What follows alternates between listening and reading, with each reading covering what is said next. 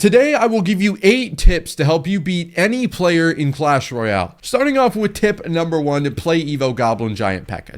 Just do it. Just listen to me. Tip number 2, that was an actual tip. Actually, by the way, tip number 2, track your opponent's cycle. Now, this is something that may seem really hard for a beginner or something like, oh God, I don't want to do all that. It's really not that hard, and it's going to open up so much opportunity for you to become a better player and to make cooler plays. So what does tracking opponent's cycle mean? Let's say I'm playing bait, log bait. Yeah, everybody knows log bait. I throw a goblin barrel at the tower, my opponent logs it.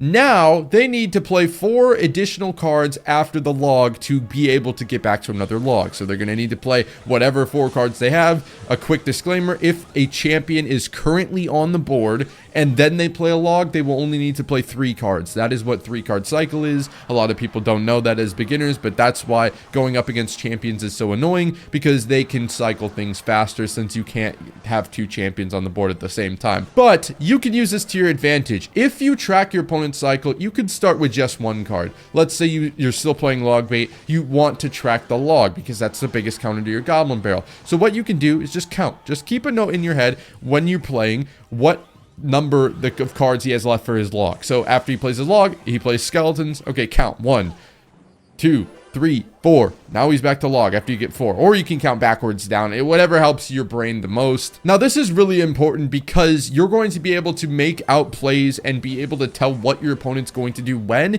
based off of tracking their cycle. If you know they don't have the log in hand, you know they're going to have to do something else to counter your goblin barrel, or it's going to get tons of damage. Tip number 3 is to avoid overcommitting on your pushes early in the game. Spend single elixir trying to figure out what your opponent has, both as a win condition, as support troops, as spells, and what they have to counter your win condition, just so you can gauge what you have to do to win this game. If you are spending way too much elixir in single, you're bum rushing it, you're spending all your elixir at the bridge, maybe it's worked once or twice or a little bit more, and that's why you keep doing it, but that's not the right play, and oftentimes it will result in a tilt. You don't want to be too aggressive in single elixir, because one bad play can just ruin the whole game. Your opponent gets a dual lane counter push, you can't defend, now we've lost the game already. So you can avoid this by just realizing that you don't need to spend that much elixir in single, and when you can, don't take the opportunity to just play whatever. Try and figure out what your opponent's elixir count is and what they're sitting at, which is actually the next tip I'll help you with.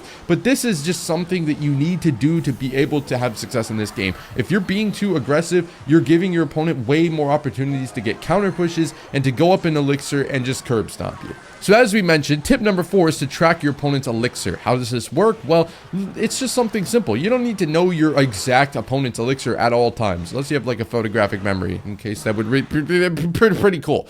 But still, you can gauge your opponent's elixir just by knowing what they put down. Your opponent goes Night Goblin Gang, hey, he's lower. So we can also do a quick little math check. Hey, if I defend something, how much does, if you can handle this, that is, if you can handle this, if I spent less elixir than my opponent did to defend their push, I'm up elixir. That's something simple. And also, this does encompass that you don't leak elixir. I think most people don't leak elixir. Basically what that means, if you're at 10 elixir, just try and play something. Don't sit at 10 elixir while your opponent is gaining elixir. That's an easy way to lose the game.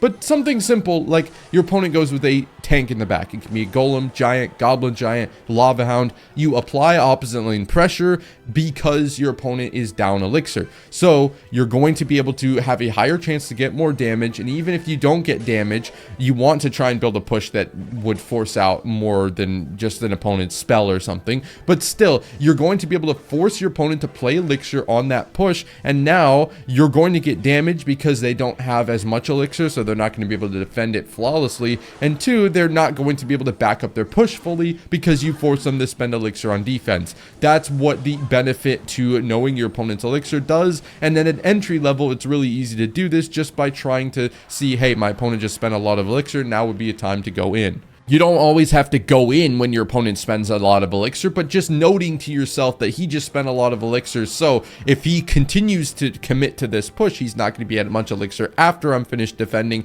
and you can counter push. Which brings us into our next tip. Making your own counter pushes. This is a pretty simple tip. I think a lot of people maybe understand this already, but pressuring is the name of the game, and the best way to pressure is with counter pushes, or at least with the help of the presence of counter pushes. So this is simple. If you have a minion horde coming in, would you rather use skeleton dragons or arrows to deal with them?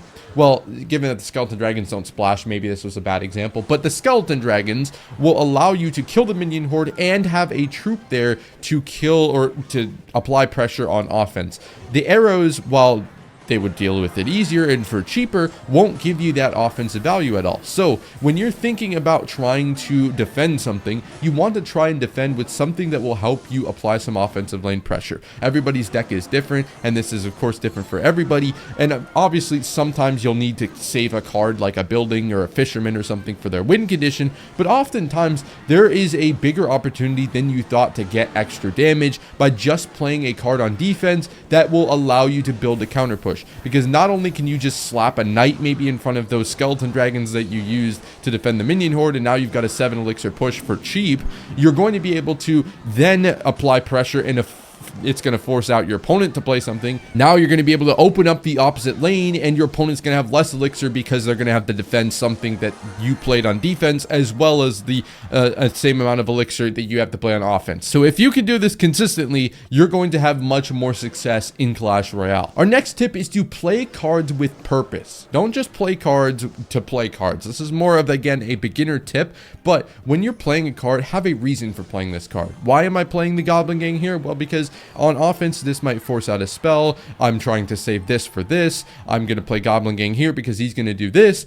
All of your cards need to be played with purpose. Don't just spam things down. And this is a big problem that this leads to. It's not just playing your cards with purpose, it's wasting cards. There are lots of people out there who overcommit to their pushes with logs, spirits, goblins, skeletons, that little tiny things that you think, oh, I spent 1 extra elixir, but it builds up over the course of the game. If you're thinking about why you're playing each one of your cards and what they are going to do and what your opponent can respond to that card with, which sounds like a lot to deal with, but the more you practice with your deck, the more you'll understand this. If you keep trying every game, you're going to find yourself wasting less cards. You may not have needed a log on that. You just logged on that because you're just logging. You're not thinking about playing your log. You're just playing your log because it looked like that was something I could log. That is something that one, you get 2 extra elixir. Maybe that would help you on a defense later on in the game, or even 20 seconds down the road. Maybe you wanted that log on offense, or you could have at least used it on offense, but you wasted it on defense. It's simple things like this, tiny little plays, but just playing your cards with purpose will help erase those mistakes over time. Our next tip is to stop doing the same thing. There's so many people who just do the same push over and over and over and over. It doesn't work. It didn't work the first time. It didn't work the second time. It didn't work the third time. So why are we trying it? Why are we even thinking about trying it a 4th time? You're not just going to break through from just playing the same thing over and over. When you play a push, any deck in the game, you make a push, you play the push, it doesn't work. Why didn't it work? What happened that made it work? Can I do anything to make that specific push work? If you can't, if the answer is no, then we need a different push.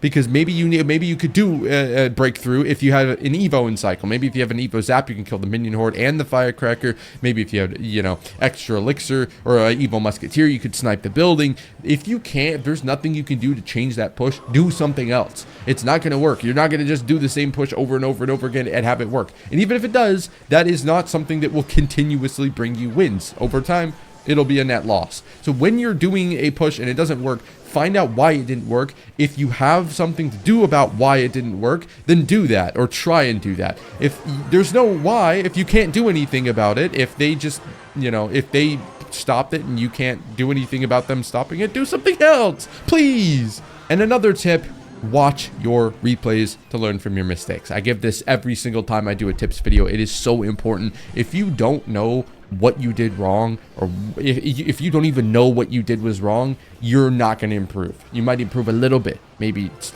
I don't know, because you upgraded your card to level 15, but you're not going to improve if you don't know why you made mistakes. If you go back and watch your replays, you will be able to figure out, hey, this is where it went wrong.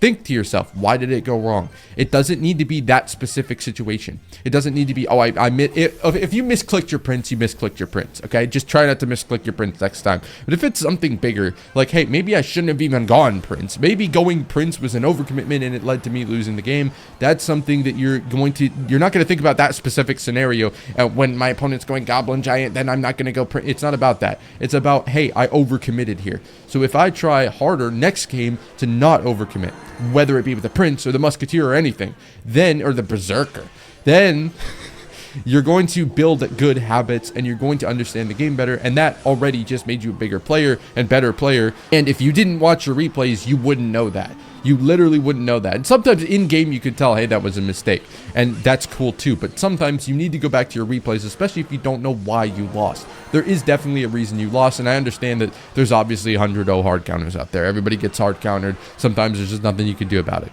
But for the vast majority of losses, there is something you can do and something you can change. Watch your replays to learn from those mistakes. Hope you enjoyed this video, and best of luck.